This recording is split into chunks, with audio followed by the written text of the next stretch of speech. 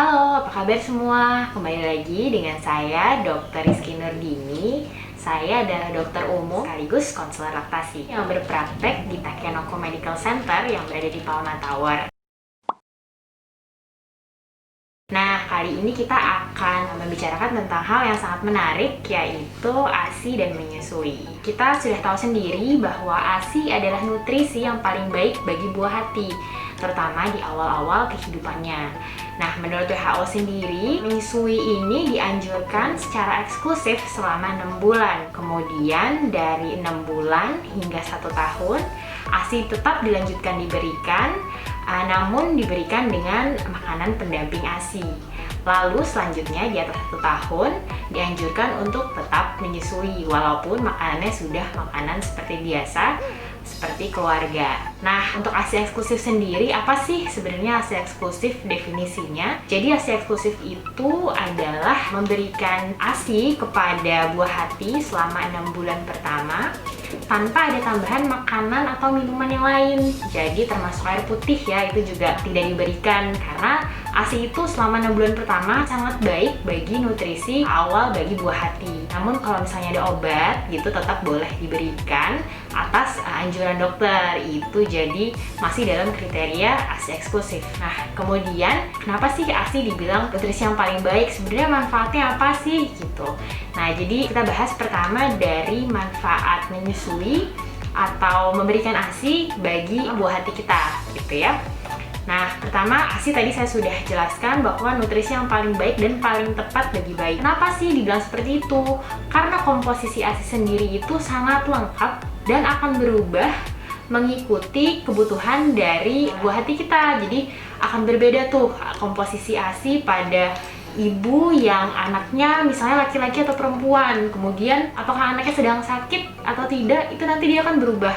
Dan misalnya berat badannya gitu ya, itu akan mengikuti gitu.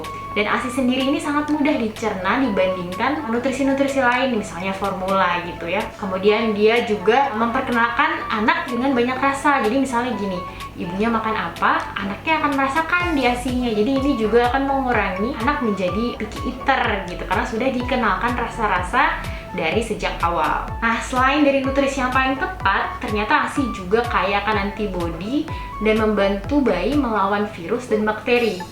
Nah, di pandemi seperti ini, kita tahu sendiri ya, banyak sekali virus, banyak sekali bakteri, dan imunitas bayi pada awal-awal masa kehidupan itu lebih tidak matang dibandingkan kita yang orang dewasa.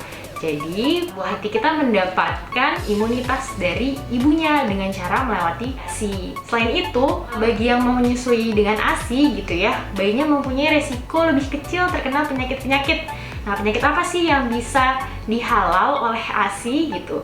Jadi ada infeksi telinga tengah, infeksi saluran nafas, kemudian penyakit-penyakit usus, misalnya sering diare gitu, itu bisa dihindari tuh dengan memberikan ASI dibandingkan makanan yang lain atau nutrisi yang lain. Kemudian penyakit alergi juga resikonya lebih kecil pada bayi dengan yang menyusui ASI.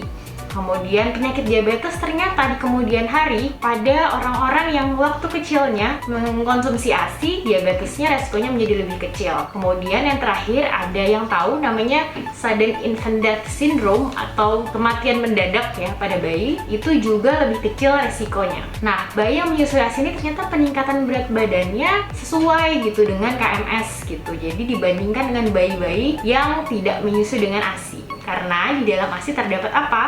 Terdapat probiotik, yaitu bakteri baik yang bisa mengatur penyimpanan lemak.